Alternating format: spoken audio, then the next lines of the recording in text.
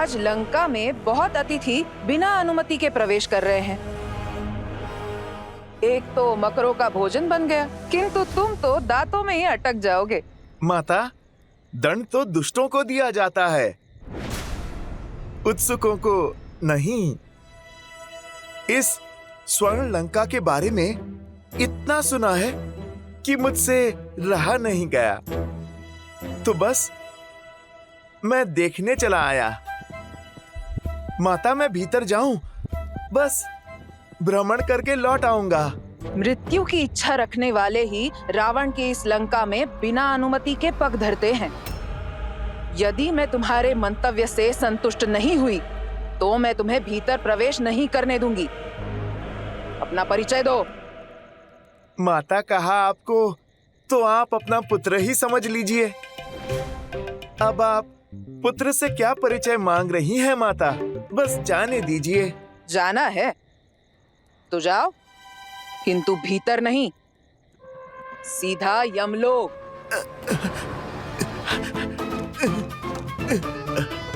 माता, आप हट छोड़िए ना, लंका देख के तुरंत लौट आऊंगा। स्वयं को बड़ा चपल समझते हो, कीड़े जैसे वानर।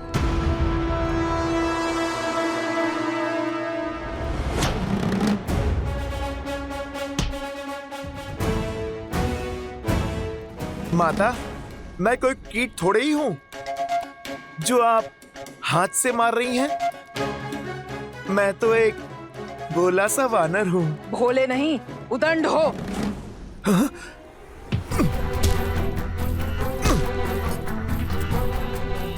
ये देवी लंकनी को क्या हो गया?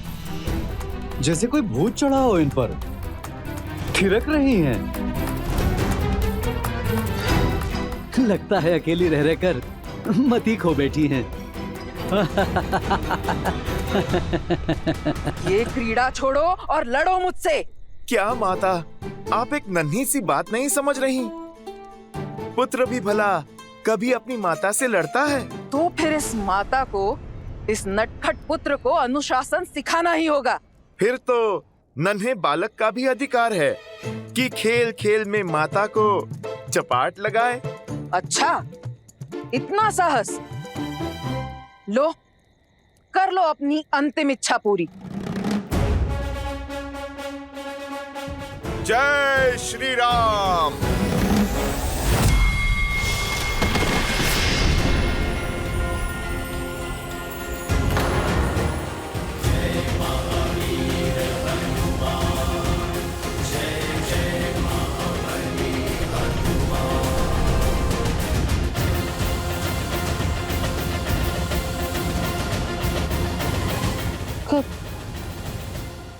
कौन हो तुम? अपना परिचय दो। राम भक्त हनुमान। माता सीता की खोज में आया हूँ।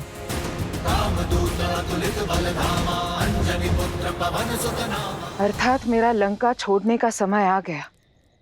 अर्थात?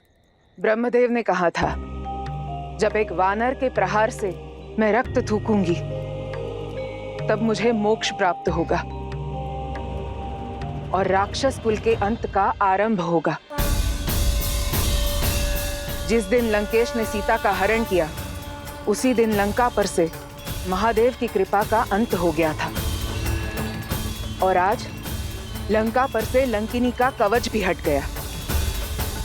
श्री राम की जीत अवश्य होगी। उनका नाम ही सत्य है।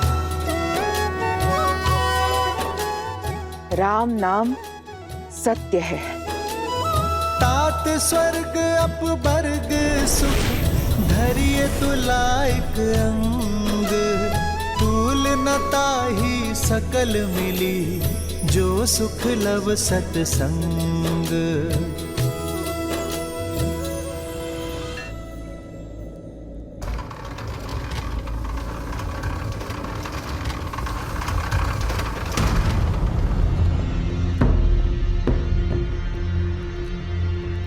अरे, कहाँ गई लंकनी? कहाँ विलुप्त हो गई?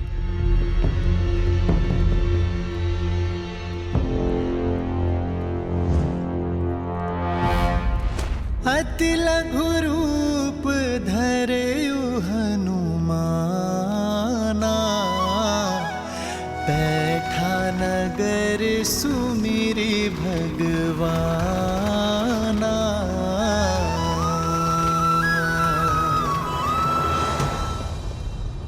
हुआ क्या?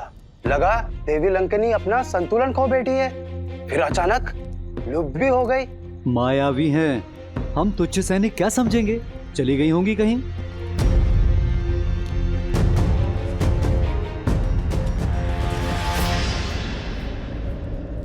इस रूप में तो मैं किसी के पैरों के नीचे आ जाऊंगा। शीघ्रातिशीघ्र माता सीता को खोजने के लिए इस पवन पुत्र को पवन का सहारा लेना होगा।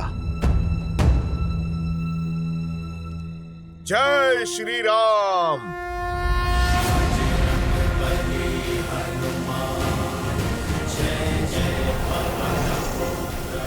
लंका तो सच में बड़ी विशाल है और बहुत सुंदर भी।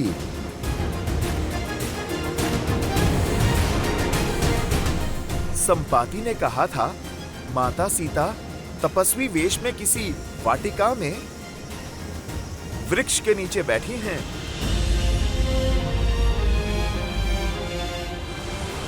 बस कुछ क्षण और माता, प्रभु श्री राम का ये दास और उनका संदेश दोनों आपके पास होंगे।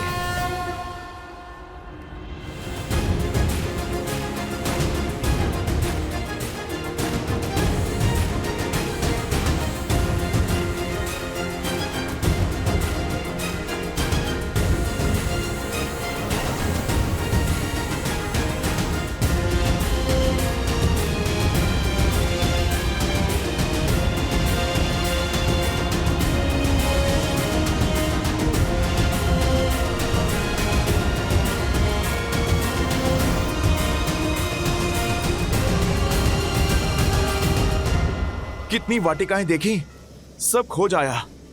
किसी भी वाटिका में माता सीता नहीं है। न जाने संपाति ने किस वृक्ष के नीचे देखा था माता सीता को।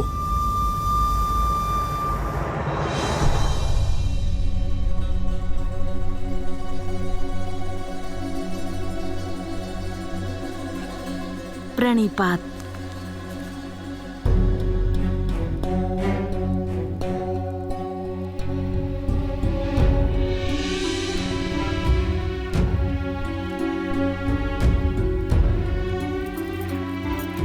प्रणिपात देवी सीता।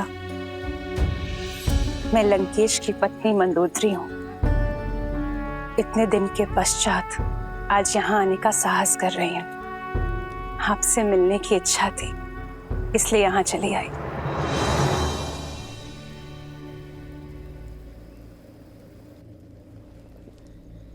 इच्छा तो मेरी भी थी आपसे मिलने की।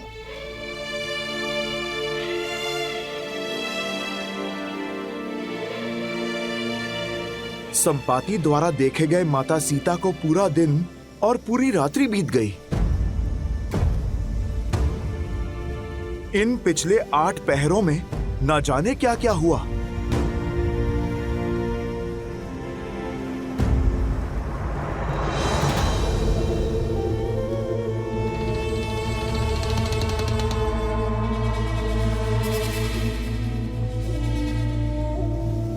हो सकता है संपाति ने माता सीता को जिस वाटिका में देखा, रावण उन्हें वहां से निकालकर महल में बंदी बना लिया होगा।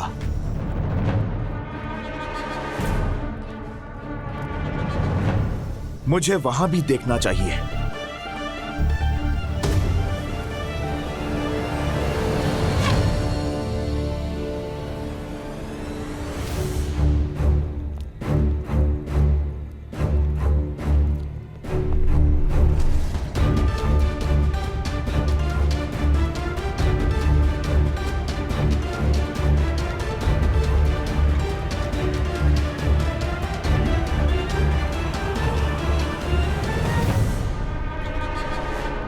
ना जाने लंकिनी जैसी और कितनी राक्षसियां हैं यहां। कहीं ये सब इस रूप में भी मुझे पकड़ ना ले।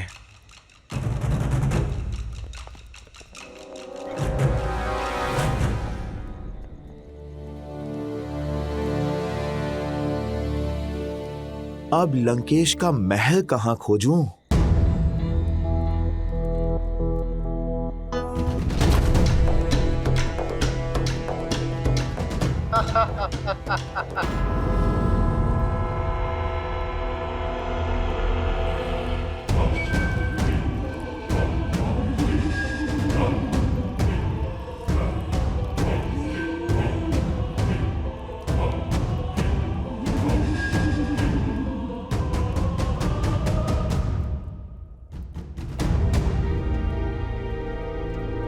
बहुत भूख लगी है, खाने में क्या है?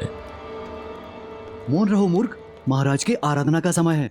वाटिका के मंदिर में भोलेनाथ की पूजा कर रहे हैं और यदि हमारी ध्वनि से उनकी आराधना में विघ्न हुआ तो हम मगरमच्छों के भोजन बन जाएंगे। चलो।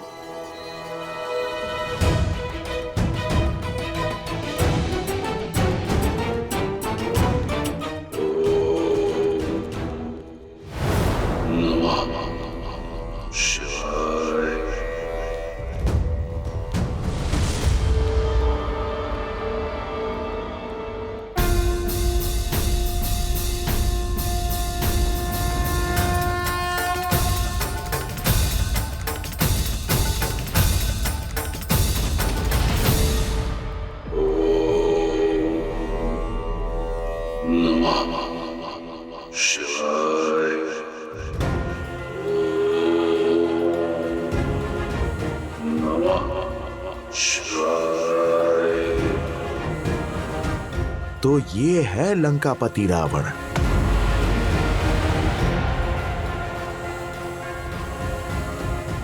ज्ञानवान होकर, महादेव का भक्त होकर इतना बड़ा पाप कैसे किया इसने?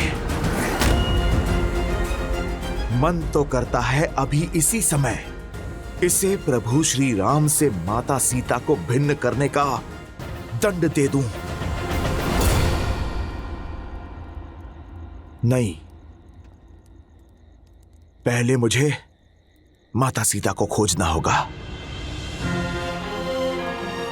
प्रभु श्री राम के आदेश का पालन पहले, अपना प्रतिकार बाद में।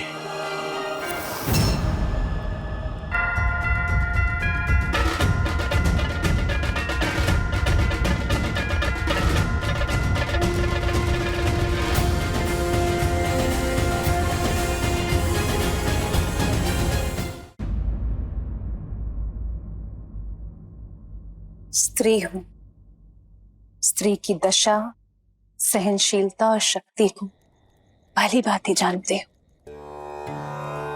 परंतु आपका दृढ़ संकल्प, विश्वास, सतीत्व और अडिगता देखकर मैं मंत्रमुग्ध हो गई हूं। इतनी पीड़ा सहने के बाद भी आपका श्री राम पर अटल विश्वास, प्रेम और इतना समर्पण। धन्य है आप देवी सीता। हर बीतते दिन के साथ मेरा आपके लिए सम्मान बढ़ता ही जा रहा है। मेरे भी कुछ ऐसे ही विचार हैं आपके लिए। त्रिजटा और अन्य सेविकाओं के मुख से आपके लिए केवल सराहना ही सुनी है मैंने। रूप, ज्ञान और समझ का संगम है आप। देवता भी आपको पत्नी रूप में पाकर धन्य होते, किंतु आपने विवाह के लिए एक ऐसे पुरुष को चुना जो अपने अभिमान और बल के मद में चूर है, जो अधर्म के मार्ग पर निकल पड़ा है और उसे धर्म के मार्ग पर लाने के लिए, उसके कुल के भविष्य को सुधारने के लिए आपने जो संकल्प और प्रयास किया है, मैं उससे प्रभावित हूं। संकल्प लेकर जो उसे पूरा ना कर पाए वो सराहना के योग्य नहीं होता है देवी। कभी स्वप्न में भी नहीं सोचा था कि मेरे रहते लंका इतनी बड़ी धर्म की साक्षी बन जाएगी। महत्व कर्म का होता है देवी, फल का नहीं। और बड़ी बात तो यह है कि आपने प्रयास किया, प्रयास का संतोष नहीं है मुझे देवी। मुझे मेरे पति के कर्म फल की चिंता है। मुझे भय है कि लंकेश के कारण राक्षस कुल का सर्वनाश होगा, और मुझे भय है कि मैं चाहकर भी कुछ नहीं कर पाऊंगी। भय है कि संपूर्ण लंका अंधकार में विलीन हो जाएगी। लंका के लिए, लंका के लोगों के लिए चिंतित ना हो देवी। जब अधर्म की इस लंका में धर्म के पग पड़ेंगे, मेरे श्री राम के चरण पड़ेंगे, तब अंधकार आएगा नहीं, बल्कि सारा दम मिट जाएगा। आप निश्चिंत हो जाइए देवी। जो धर्म, न्याय, नीति और सत्य के मार्ग पर होंगे, उन्हें मेरे श्री राम से कोई भय नहीं होगा। मेरे श्री राम केवल अधर्म का काल है, और जिसने अधर्म का हाथ थामा, उसे मेरे श्री राम के सामने हाथ जोड़ना ही होगा।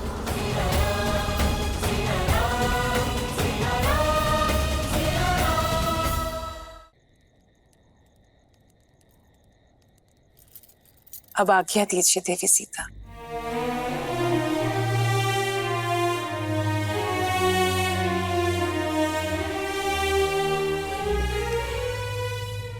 मैं महादेव से आपकी इच्छा पूर्ति की प्रार्थना करूंगी। आपके श्री राम शीघ्र यहाँ आकर आपको मिले, ऐसी कामना करती हूँ। आपसे भेंट करके पहली बार इस लंका में प्रसन्नता का अनुभव हुआ है।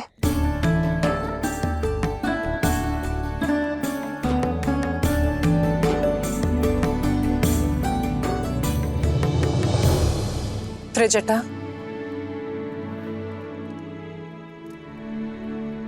त्रिजटा, तुम यहाँ सबसे विश्वसनीय हो।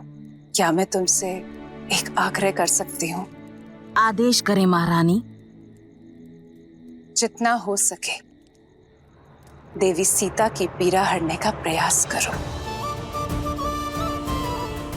लंका की अतिथि हैं ये, इनका सुख मेरे लिए सर्वोपरि है।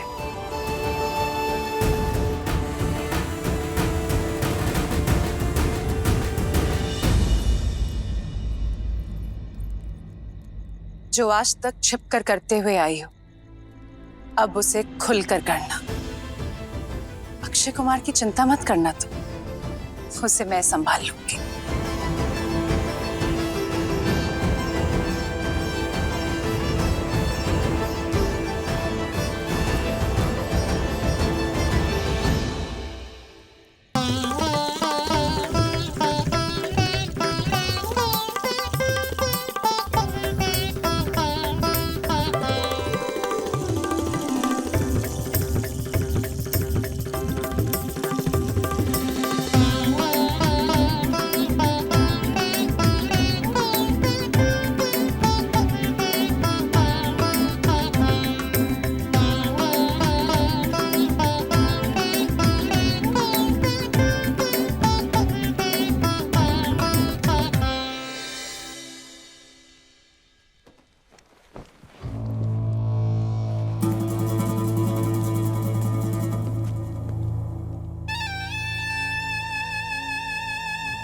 मेरे प्रिय पुत्र अक्षय कुमार के मुख पर चिंता का भाव। ऐसा कौन है लंका में जिसने अक्षय कुमार को खिन कर दिया? पिताश्री, वो माता।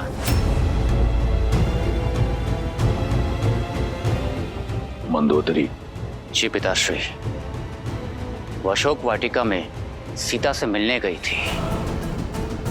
मुझे लगता है कि चाचा श्री विभीषण की ही भांति उस सीता ने उनका भी हृदय परिवर्तित कर दिया है। कदाचित वो उसकी सहायता करेंगे।